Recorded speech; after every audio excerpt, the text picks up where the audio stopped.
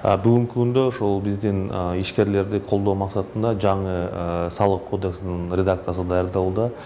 Бул кодекстин алкагында биз ошол жаңы технологияларды, санарип технологияларды колдонуунун ыкмаларын кеңейтип атабыз.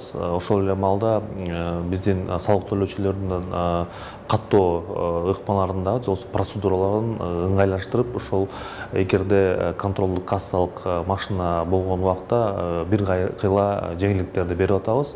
Ошол эле маалда биз салык кодексинин алкагында биздин орто жана чакан ишкерлерге дагы салыктык басымды азайтуу боюнча дагы жумуштар жүрүп атат. Ошол жаңы салык кодексинин алкагында жүргүзүлөт.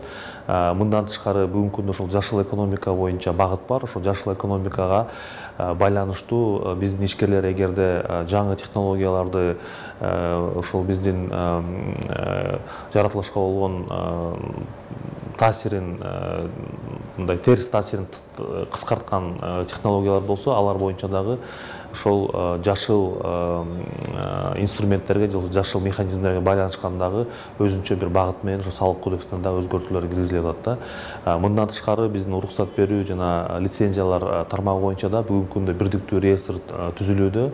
Эгерде ошол бирдиктүү реестр түзүлгөн маалдан баштап буга чейин мисал алсак ошол өкмөттүн токтомунун алкагында жана мыйзамдын алкагында тизмеге ылайык иштесе, бүгүнкү күндө ошол электрондук реестрдин базасында иштейт да.